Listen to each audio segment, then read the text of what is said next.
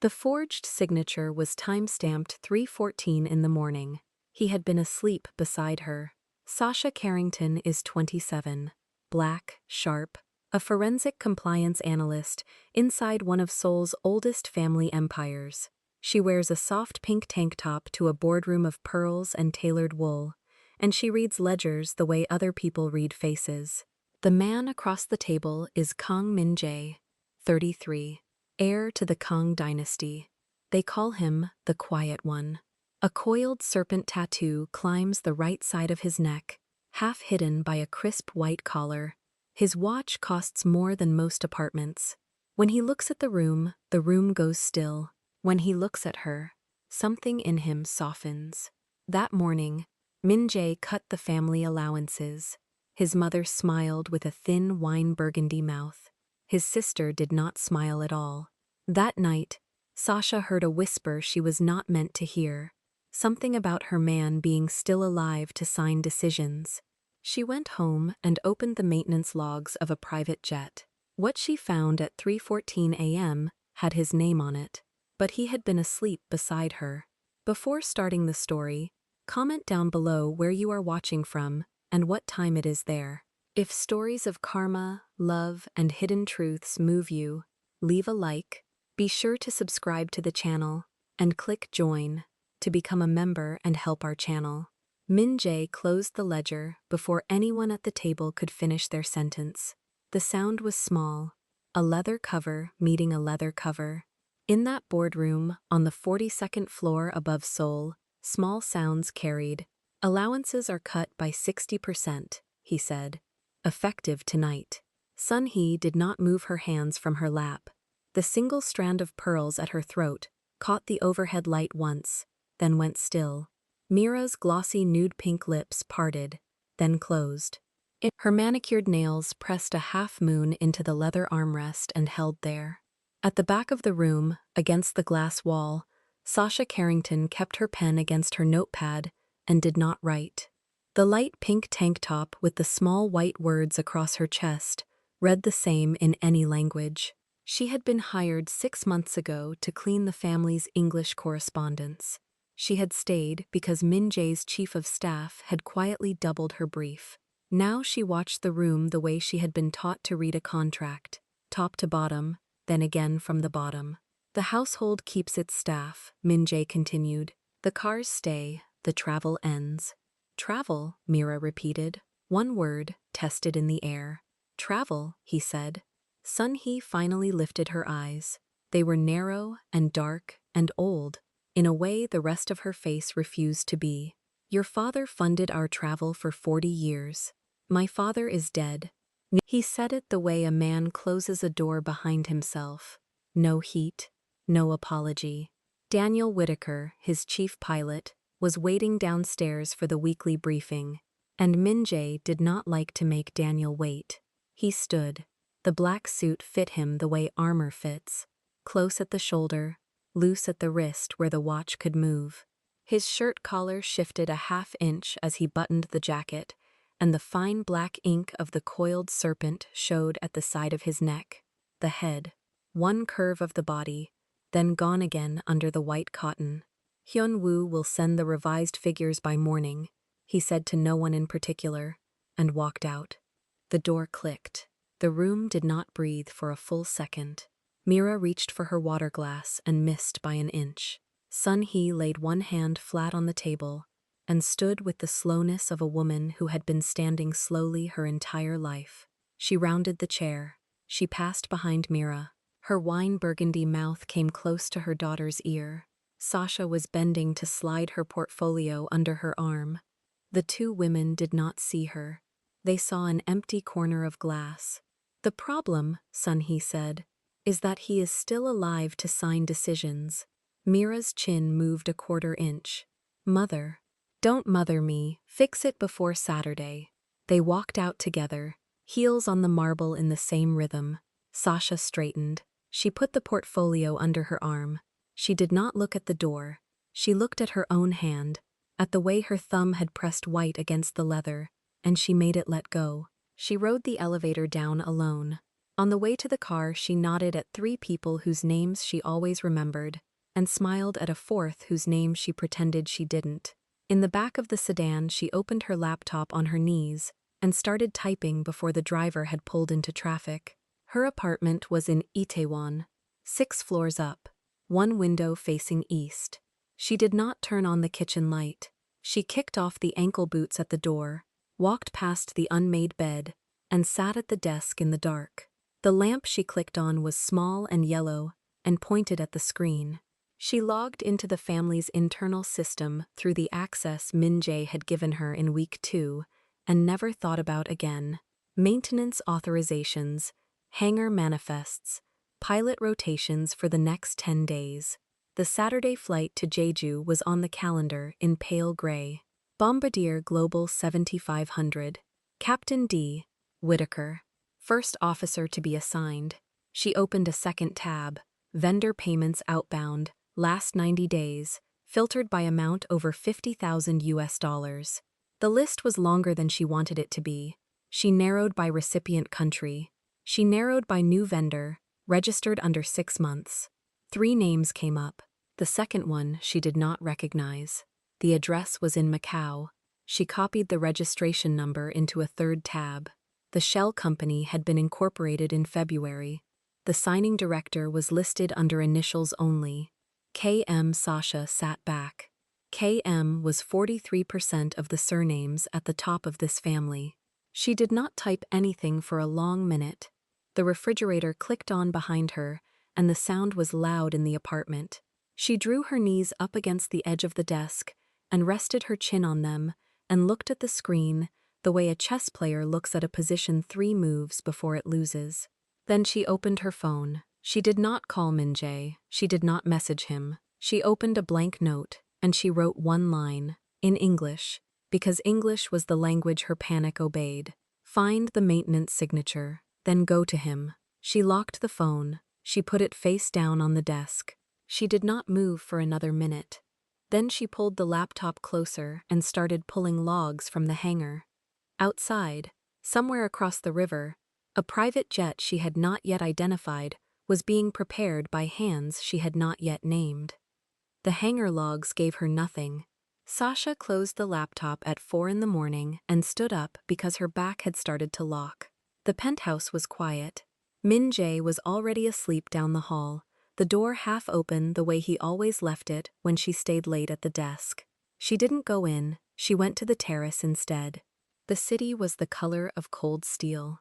She wrapped her arms around her ribs over the thin pink tank top and waited for the sky to decide what it wanted to be.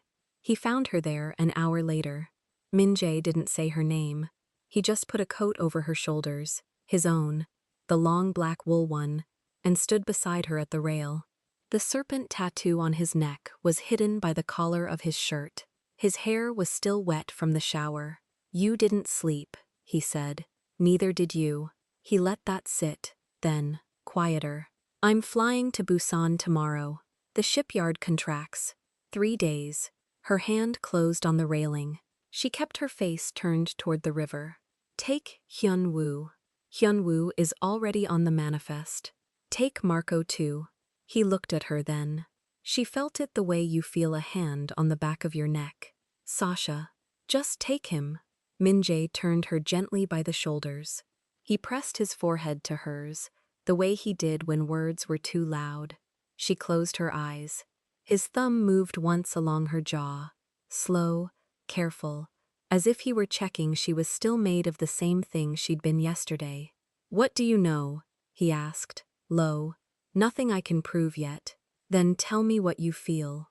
She opened her eyes. His were soft in a way the boardroom never saw. "I feel like your mother counted something this morning," she said. "And the number wasn't 4. He didn't answer. He kissed her forehead, once, and went back inside to pack. She stayed on the terrace until the sky turned the color of bone. Then she went to the second laptop, the one nobody else touched, and opened a clean session. By 6:20 she had the flight plan. By 6:40 she had the maintenance roster. At 7:02 she found it. A maintenance authorization for the Gulfstream G650, Tail number HL7787, dated the previous night, signed at 03:14 a.m. The signature was Min Jae's. Min Jae had been asleep at 03:14 a.m. She had walked past his door at 3. Sasha leaned back from the screen and breathed out once through her teeth. The authorization replaced the scheduled engine technician with a name she didn't recognize. Park Jun-ho.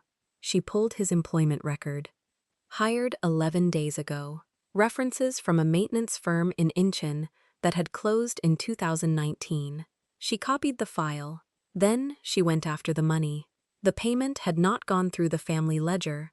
It had gone through a vendor invoice marked Interior Refurbishment, routed to a contractor in Macau. The contractor was a shell. The shell had one director. The director was a lawyer in Seoul who had handled Mira's apartment lease last spring. Sasha sat very still. She thought about going to Min Jae's room. She thought about waking him with the laptop in her hands. She didn't. If she was wrong, she was poisoning his last memory of his mother. If she was right, he would freeze. He always froze when family was the answer. She got dressed instead. The pink tank top, the dark trousers, the ankle boots, the leather portfolio. She tied her hair back with the wide, dark headband. She put the laptop in the portfolio and the portfolio under her arm. Min Jae came out of the bedroom in his suit at 7:40. No tie. Top button open. The serpent showed. "You're going with me to the hangar?" he said. "I'm going to the hangar." He read her face. He didn't ask why. "Half an hour," he said. "Marco is downstairs." She nodded. She did not tell him about the signature. She did not tell him about Park Jun-ho. She did not tell him about Mira's lawyer in Macau. She told herself she would put the file in his hand on the tarmac, before the stairs, where he could not pretend he had not seen it. In the elevator, she checked her phone. A message from Mira, sent at 6:52. "Tell my brother safe flight. I'll wait for him at dinner Sunday." A smiling emoji. A small heart. Sasha read it twice. Mira had not known about the Busan trip until last night's family dinner. Sun-hee had brought it up over the soup, casually, the way she brought up everything that mattered. Mira had set down her spoon and asked, "Which jet?" And Sun-hee had said, "The new one." And Mira had nodded once and gone back to her soup. The new one was the G650, tail HL7787. Sasha put the phone face down on her thigh. The car pulled away from the curb. Min Jae was on a call in Korean, voice flat, the boardroom voice. Marco watched the side mirrors. The driver took the bridge toward the private airfield. In her portfolio, the laptop weighed more than it should have. Sasha pressed her palm flat against the leather and counted the seconds between the bridge lights as they passed overhead. She would hand him the file at the foot of the stairs. Not a word before, not a word after. She would let the signature speak, and the shell company speak, and the technician with a dead reference speak. And if Min Jae still climbed those stairs, she would stand in front of him on the tarmac and say it out loud. The bridge ended. The airfield gate rose ahead of them in the gray morning, and behind that gate, the hangar doors were already open, and inside the hangar, the Gulf Stream was already warm. Sasha took the gate exit at 60 and felt the rear tires drift before they caught. The airfield service road was a single lane of cracked asphalt that ran the perimeter of the south fence, and at this hour it should have been empty. It wasn't. A black delivery van sat sideways across the lane, hazard lights blinking, hood up. She braked hard.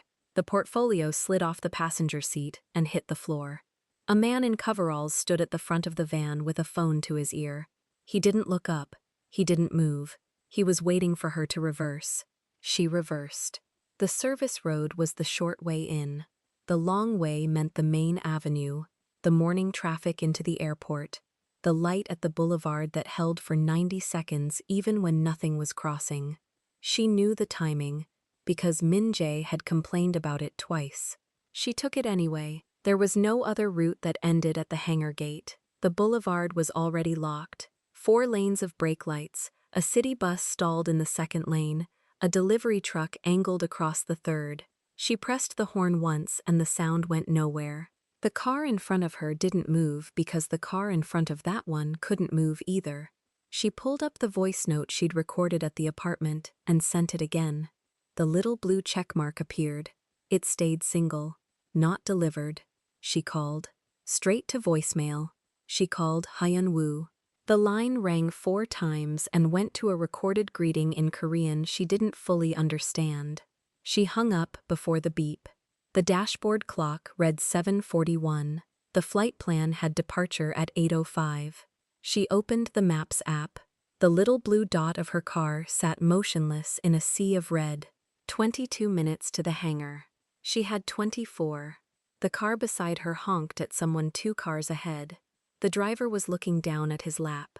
Sasha rolled her window down and yelled to clear the lane, and her voice was swallowed by another horn from the other direction. She pulled the wheel left and drove onto the shoulder. The shoulder ended in a concrete divider after 80 meters, but 80 meters was 4 cars ahead of where she'd been. She wedged back into the lane in front of a courier van, whose driver leaned on his horn and made a gesture she didn't see because she was already looking past him at the light. The light went green. Nobody moved for 3 seconds. Then the bus ahead released its brake and the column inched forward, and she counted the cars between her bumper and the intersection. 11. The light went red. She put the car in park in the middle of the lane, grabbed the portfolio off the floor, opened the door. Behind her, a horn went long and didn't stop. She ran. The keys were still in the ignition. The hazard lights weren't on. She was wearing the ankle boots with the low heel, and the boots were not made for running, but they would have to. The portfolio under her right arm, phone in her left hand. The airfield gate 4 blocks east through mourning pedestrians, who didn't yield because nobody yields for a woman running in this city. She hit the corner of the boulevard and the service road, and saw the gate at the end of the block. The guard booth. The arm down. A black SUV idling at the booth with its rear hatch open. She ran straight at it. Marco Bellini stepped out of the booth before she reached the arm. He was in the black tactical uniform, earpiece coiled into his collar, hands loose at his sides in the way of men who have been trained not to look ready until they are. He recognized her. His expression did not change. Miss Carrington. Open the gate. I can't do that. Marco, open the gate. Mr. Kang's orders. No additional personnel airside after 7:30. The aircraft is boarding. She put the portfolio on the hood of the SUV and pulled out the printout. The forged authorization. The signature at 3:14 a.m. The wire transfer reference. Mira's Shell Company. The technician swap. She put the page in front of his chest. Look at this. He didn't look down. Miss Carrington. Step back from the vehicle. Marco, look at the page, then call him. I'm not authorized to call Mr. Kang during a departure window. Then call the Captain Whitaker. Tell him to hold the door.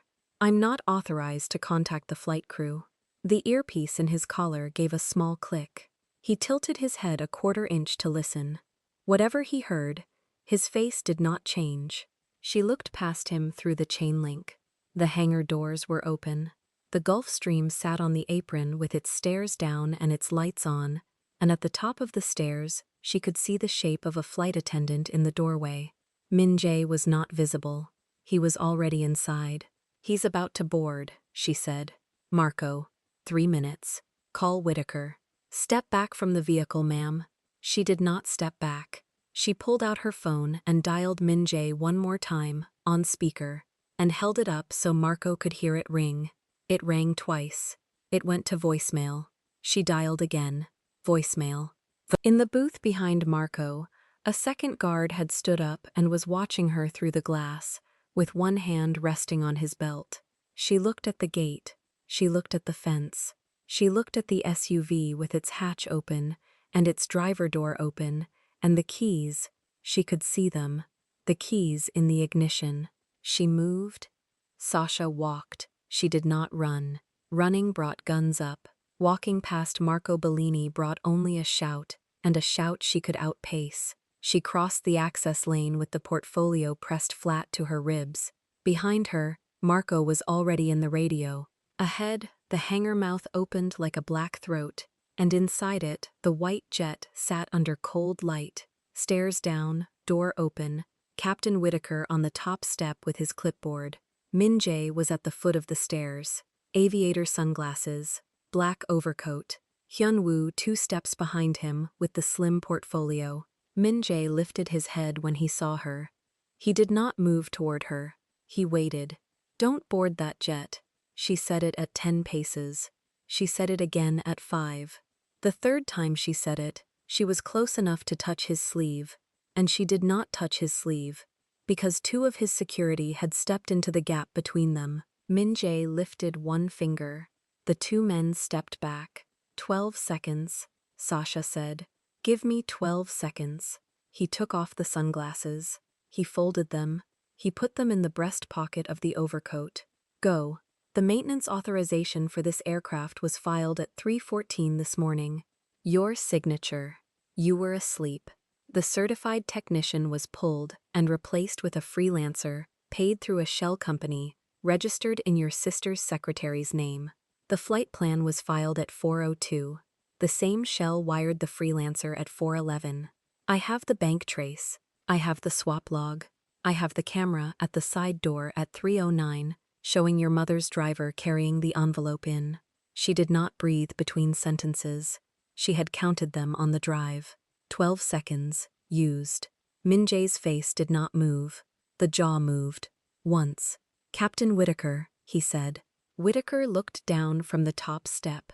"Shut it down." Whitaker's hand was already on his radio. "Full ground stop, all systems off, evacuate the cabin." Sasha closed her hand around Min Jae's wrist. Not the sleeve, the wrist, skin on skin, the steel of his watch cold against her thumb. She pulled him sideways. He let her. She walked him 3 steps, 4, behind the black SUV parked broadside to the jet, and only when the bulk of the vehicle was between them and the open aircraft door did she let go. The low alarm cut through the hangar.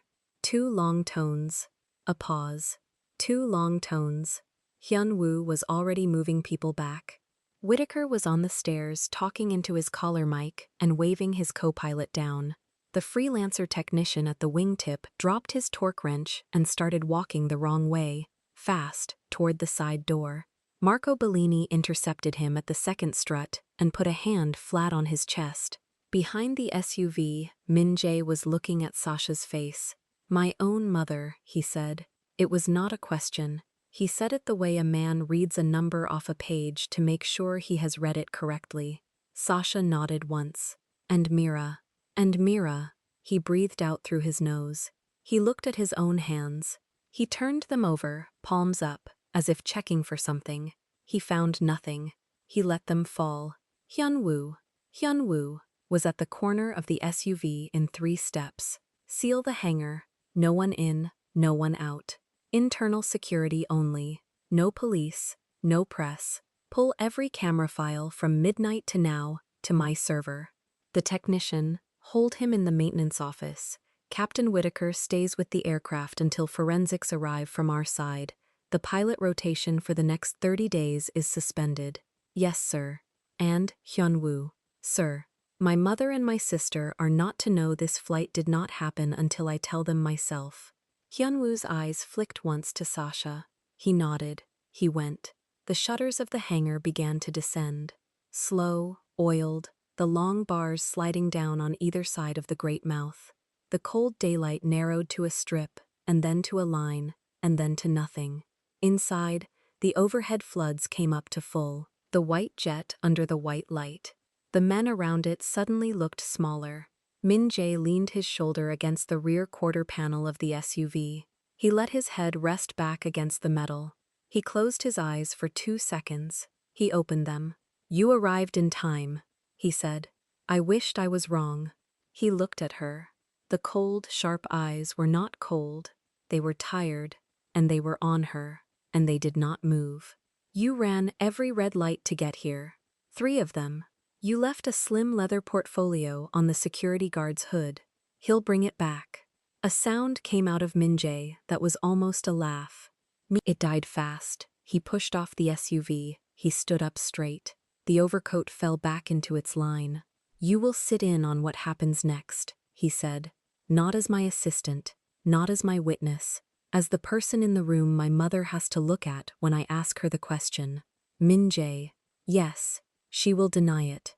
I know. She will say I forged it. She will say I want your chair. I know that too."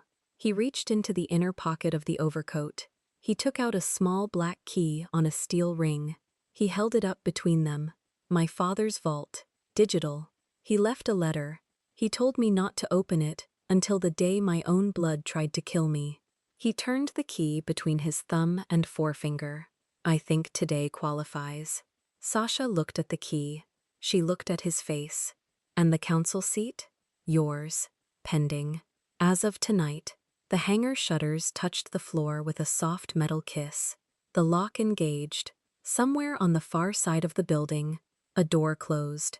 Min-jae put the key back in his pocket. "Let's go home," he said, "and wake my mother up." If you want to watch all the stories without any ads and also get access to bonus scenes, extended epilogues, and exclusive spicy chapters, head over to our Patreon. Scan the QR code on the screen. The link is in the description or in the pinned comment. See you there. If this story moved you, stop for a moment and reflect. Have you ever spotted a small detail nobody else noticed, and known in your gut it was the proof of a betrayal nobody wanted to hear about? Have you ever loved a man whose own family preferred him useful, then dead, rather than free? And when the people closest to him wore pearls and smiled, did you have the courage to be the one voice that said, "Don't board that jet"? Tell us your experiences and feelings in the comments. We read them all. And if you believe in stories about loyalty, hidden truths, and blood betrayal, leave a like, be sure to subscribe to the channel, and click join to become a part of our community and help the channel.